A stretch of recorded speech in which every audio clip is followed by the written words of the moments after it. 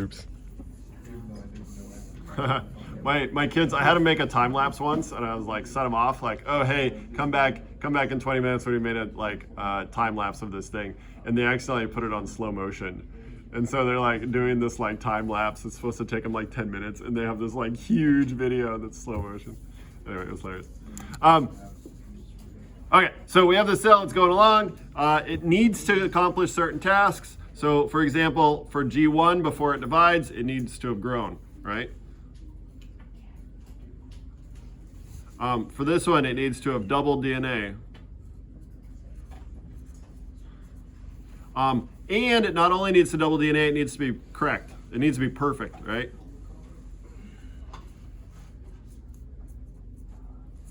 If it doesn't make a perfect copy of the DNA, then it won't move on. Same deal over here. We need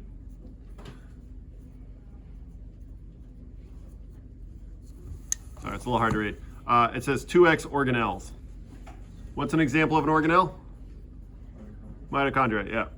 Golgi apparatus, all that sort of stuff. It needs twice as much before it can move on and then do the actual mitosis type stuff. If it fails a check,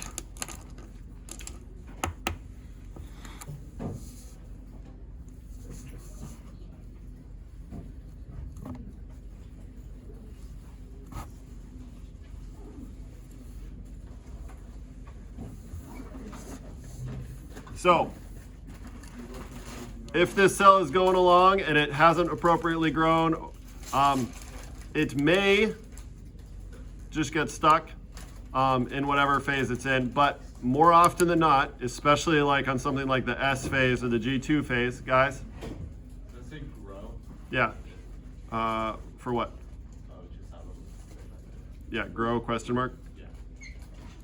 If a check has failed, then the cell commits suicide. Oh, Hooray! blended. It goes through what's called programmed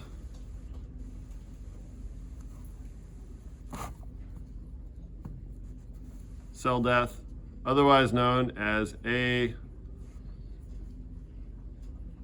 apoptosis. Does it 2T ejected cell? And that's where the cell.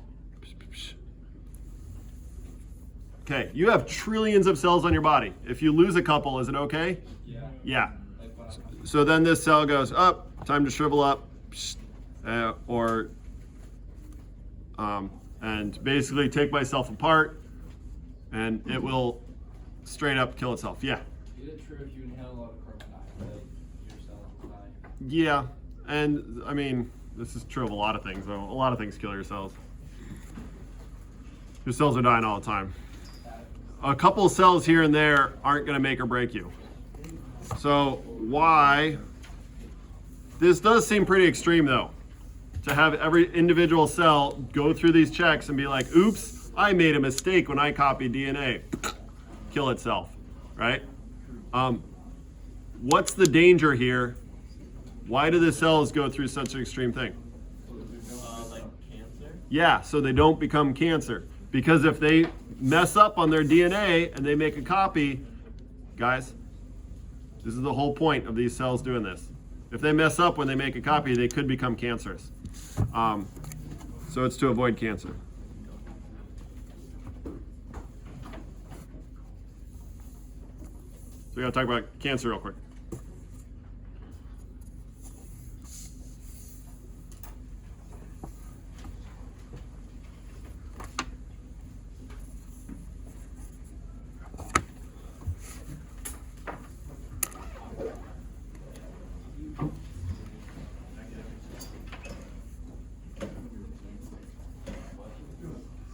Okay, we're going to use skin cells here as an example.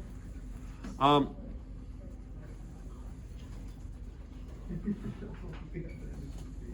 the process called?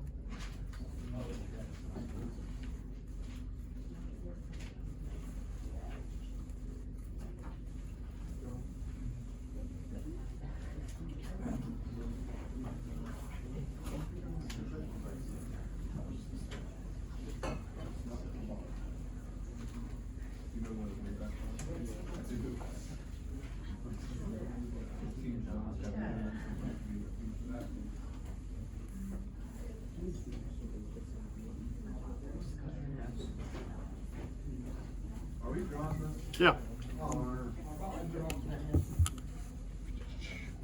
Draw something kind of like this. Do your best. So we're gonna draw skin. We gotta talk about skin for a second, What's skin? because skin cancer is pretty common.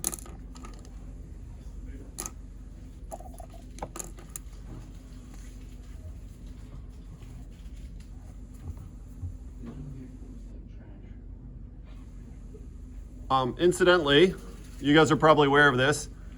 How alive are the skin cells at the very surface of your skin? Dead. Dead. They're not alive at all.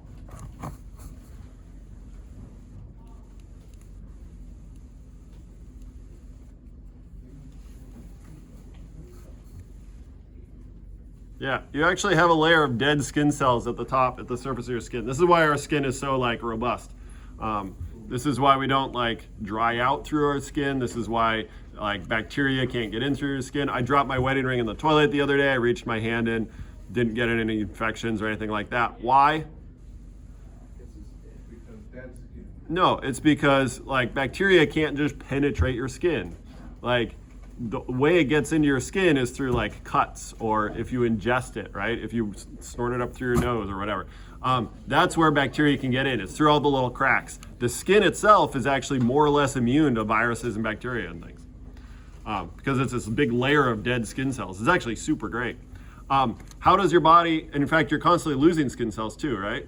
So how does your body replace those cells? Kills has several layers, right? It makes more. Yeah, it makes more skin cells. And so down here we have a layer of skin. These are called stem cells.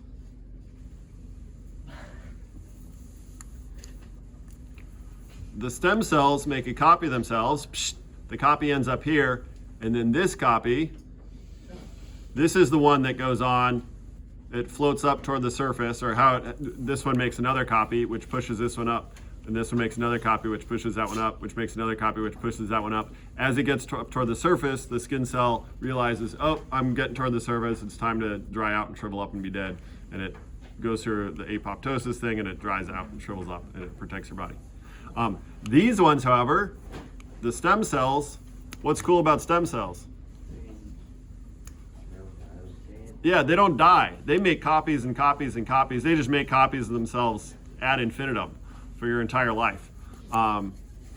So a stem cell is a cell that can make copies forever.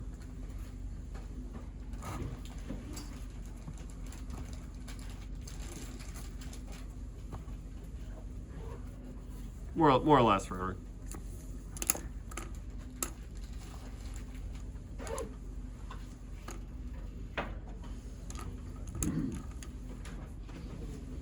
Here's the problem, though. If one of these cells has bad DNA or gets damaged by DNA, the DNA gets damaged, say through radiation or something, some solar radiation gets in there and damages the DNA, and this cell, instead of going through this normal like apoptosis process, decides, oh, I want to grow a bunch too.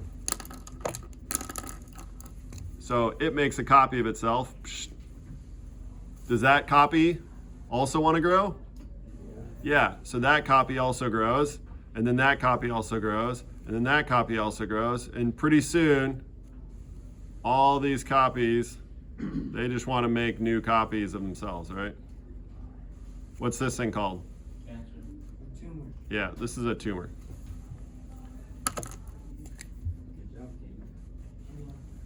Good job. Don't call me Venus Morgan. I call myself Venus. Okay, that being said, He does too. our definition for cancer, I'm going to put two definitions down and then I'll turn you loose. Then we're done with the notes. Cancer we can define as uncontrolled. So, growth. And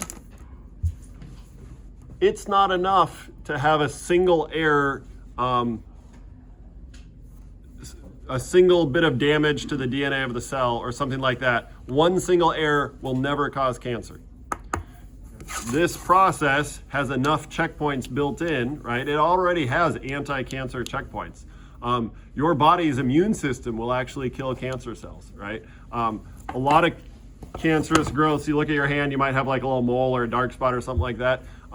You have some sort of abnormal growth. It doesn't necessarily become cancer, right? Because it doesn't get enough like food nutrients to even become a tumor.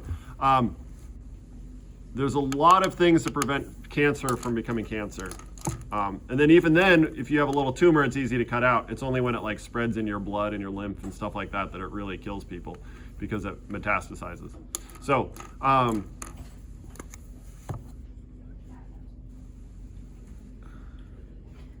the other cancer fact we need to put down is they need many errors.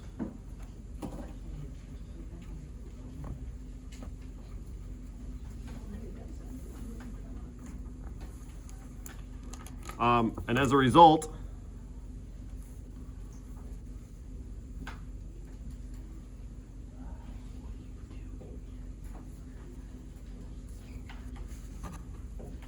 we talk about the things that cause cancer as risk factors.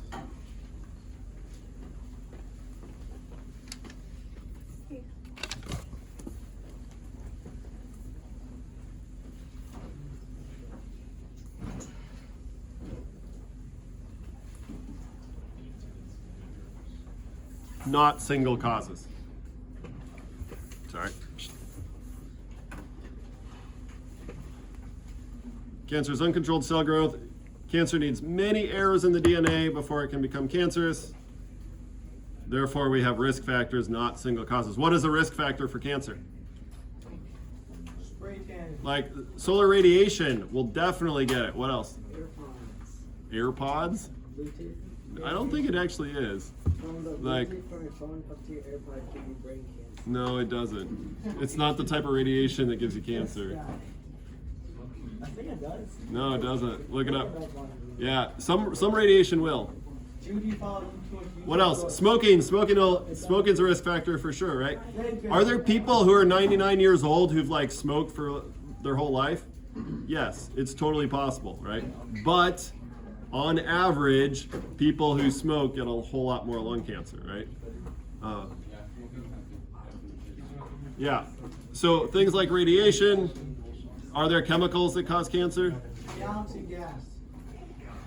They don't even have to be weird chemicals, like the nitrates in the bacon and sausage you eat, right, will give you cancer. Alcohol gives you cancer. You telling me if I eat sausage, I'm gonna get cancer? No, that's the point. It's not a cause, right? It's a risk factor. So I shouldn't eat any more sausage because Red processed meat? No, I'm saying people who eat processed meat have higher rates of stomach cancer and things like that. And why? Because it's a risk factor. Hey, we go to school less than a mile from a coal power plant. Do you think that increases our risk? Like, do you think that's a risk factor? Yes. Like, okay, there's all these things. Taking a ride in an airplane exposes you to radiation because there's less atmosphere above you to protect you. That can increase your like dosage of radiation. So I'm not saying that like you'll never be able to avoid all causes of cancer. But you can be smart about it. You can reduce it. Genetics play a role, right? Some people inherit genetics that are already like predisposed to certain cancers, things like that. That sort of thing. All right, that's it for the notes.